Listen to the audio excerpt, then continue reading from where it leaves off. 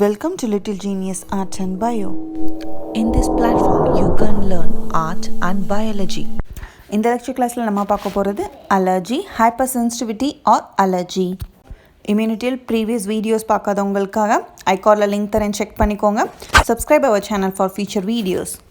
Hypersensitivity or allergy. What is allergy? Allergy is defined as an acquired abnormal hyperimmune reaction to an agent during subsequent exposures. ஏதாவது ஒரு சப்ஸ்டன்ஸ்க்கு பாடி expose ஆகும்போது அப்நார்மலாக response பண்ணும். Exaggerated அப்படின்னு என்னென்னா தான் response பண்ணுற அளவை விட அதிகமாக, ரொம்பவே அதிகமாக ரெஸ்பான்ஸ் பண்ணும். Any substance that produce allergy is called an allergen. எந்த ஒரு சப்ஸ்டன்ஸ் அலர்ஜியை உருவாக்குதோ அதை நம்ம அலர்ஜன்ஸ்ன்னு சொல்கிறோம். இதுக்கு எக்ஸாம்பிள் பார்த்தீங்கன்னா pollen grains, certain food substance, dust extra. இந்த மாதிரி நிறைய அலர்ஜன்ஸ் இருக்குது. டைப்ஸ் ஆஃப் அலர்ஜிஸ் பார்த்தீங்கன்னா சிலருக்கு ஒரு சில உணவுகள் சாப்பிட்றது மூலியமாக அலர்ஜிக் ரியாக்ஷன்ஸ் உண்டாகும். இது நம்ம ஃபுட் அலர்ஜின்னு சொல்கிறோம். சிலருக்கு ஸ்கின் அலர்ஜி ஏற்படும், சிலருக்கு ஸ்கின் அலர்ஜிஸ் ஏற்படும். இப்போ சில சப்ஸ்டன்ஸ் அவங்களோட ஸ்கின்னை காண்டாக்ட் பண்ணும்போது அலர்ஜிக் ரியாக்ஷன்ஸ் நடக்கும். சிலருக்கு ரொம்ப டஸ்ட்டாக இருக்கிற பிளேஸுக்கு போனால் அலர்ஜி ஏற்படும். பெட்ஸ்னால் ஏற்படக்கூடிய அலர்ஜிஸை பெட் அலர்ஜிஸ்னு சொல்கிறோம். லாக்டஸ் அலர்ஜினா என்னென்னா, இப்போ டயக்னோஸ்டிக் க்ளவுஸ்குள்ளெல்லாம் லாக்டஸ் அப்படின்ற சப்ஸ்டன்ஸ் இருக்கும். இந்த லாக்டஸ் கையோட காண்டாக்ட் ஆகும்போது அலர்ஜிக் ரியாக்ஷன்ஸ் ஏற்படும். இதைத்தான் நம்ம லாக்டஸ் அலர்ஜின்னு சொல்கிறோம். இது மாதிரி நிறைய டைப்ஸ் ஆஃப் அலர்ஜிஸ் இருக்குது. Drug allergy, allergic rhinitis. இப்போ ட்ரக் அலர்ஜினா ஏதாவது ஒரு ட்ரக் அலர்ஜிக் ரியாக்ஷன்ஸ் ஏற்படுத்தும். ஃபுட் அலர்ஜி இது மோஸ்ட் காமனாக இருக்கிறது. சில பேர்த்துக்கு பார்த்திங்கன்னா சீ ஃபுட்ஸ் சாப்பிட்டா அலர்ஜிக் ரியாக்ஷன்ஸ் ஏற்படும். சிலருக்கு எக் சாப்பிட்டா ஏற்படும், சிலருக்கு மில்கே சேராது. ஃபிஷ், வீட், சோயா, ஷெல் ஃபிஷ் இந்த மாதிரி நிறைய டைப்ஸ் ஆஃப் ஃபுட் அலர்ஜிஸ் இருக்குது. அலர்ஜிக் ரியாக்ஷன்னா என்ன அப்படின்றத பார்த்துலாம்.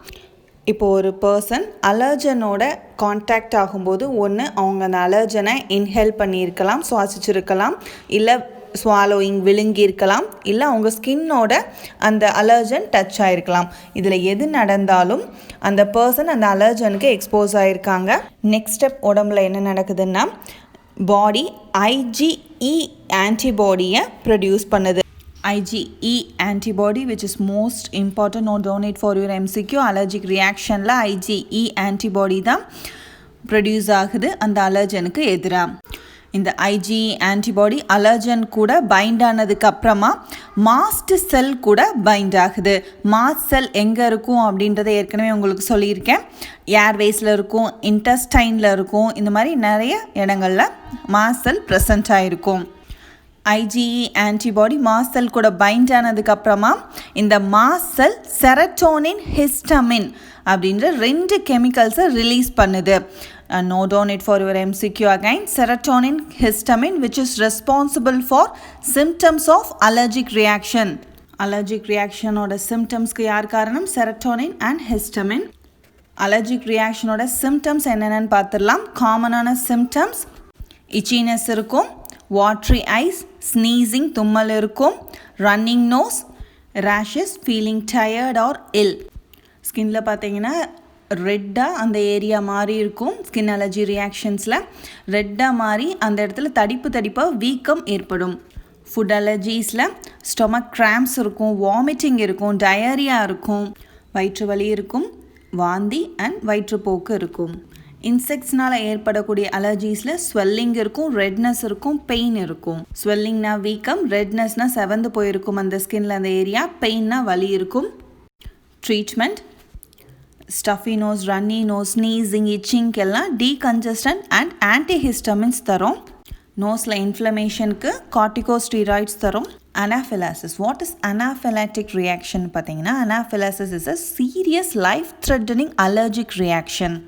உயிருக்கே ஆபத்தாக முடியக்கூடிய இந்த சீரியஸான லைஃப் த்ரெட்டனிங் அலர்ஜிக் ரியாக்ஷனை தான் அனாஃபைலாக்டிக் ரியாக்ஷன்னு சொல்கிறோம். ஒரு பர்சன் அலர்ஜனுக்கு எக்ஸ்போஸ் ஆன 5 to 30 நிமிஷத்துக்குள்ளேயே சிம்டம்ஸ் ஆஃப் அனாஃபைலாக்சிஸ் அப்பியர் ஆக ஆரம்பிச்சிடும். முக்கியமான சிம்டம்ஸ் என்னென்னு பார்த்தீங்கன்னா ரெட்னஸ், ஸ்வாலன் த்ரோட், இதனால் மூச்சு விடுறதுக்கு ரொம்பவே கஷ்டமாக இருக்கும், வீசிங் இருக்கும், செஸ்ட் டைட்னஸ் இருக்கும், ட்ரபிள் ப்ரீத்திங், அவங்களால மூச்சு விடுறதுக்கே ரொம்ப கஷ்டமாக இருக்கும், ஹார்ஸ் வாய்ஸ் இருக்கும், vomiting, diarrhoea, stomach cramping, pale or red colour to the face or body, trouble swallowing, இது எல்லாமே இருக்கும். இந்த சிம்டம்ஸை பார்த்தாலே உங்களுக்கு தெரிஞ்சிடும் இது எவ்வளோ சீரியஸான கண்டிஷன்ட்டு. அனாஃபைலாக்டிக் ரியாக்ஷன்ஸ்க்கு உடனடியாக ட்ரீட்மெண்ட் கொடுத்தாகணும். சரியான ட்ரீட்மெண்ட் கொடுக்கப்படலை அப்படின்னா பேஷண்ட்டோட உயிருக்கு இது ஆபத்தாயிரும். இதோட ட்ரீட்மெண்ட் பார்த்தீங்கன்னா எஃபினெஃப்ரின் அப்படின்ற இன்ஜெக்ஷன் போடுவாங்க. அது மட்டும் இல்லாமல் எமர்ஜென்சி ட்ரீட்மெண்ட்ஸும் ஃபாலோ பண்ணுவாங்க. autoimmune disease பற்றி பார்த்துடலாம். Sometimes the immune system fails to recognize self-antigen and produce antibodies or T cells which attack self-antigen, destroys own cells or body tissues. பாடியில் இருக்க இம்யூன் சிஸ்டம் தன்னோட ஓன் செல்ஸ் ஆர் பாடி டிஷ்யூஸ்க்கு எதிராகவே T செல்ஸை produce பண்ணுது, ஆன்டிபாடிஸை produce பண்ணுது. இதைத்தான் auto immune டிசீஸ்னு சொல்கிறோம். சிம்பிளாக ஞாபகம் வச்சுக்கோங்க, உடம்பு தன்னோட செல்கள் பாடி டிஷ்யூஸ்க்கு எதிராக ஆன்டிபாடிஸை ப்ரொடியூஸ் பண்ணி டேமேஜ் பண்ணுது. Famous example for autoimmune disease is rheumatoid arthritis. Please note down it for your MCQ. Other examples of autoimmune diseases are rheumatoid fever, systemic lupus erythematosus, etc. இந்த வீடியோ உங்களுக்கு இன்ஃபர்மேட்டிவாக இருக்கும்னு நம்புகிறேன். If you like the video, click like button, share the video and subscribe our channel. Thanks for watching.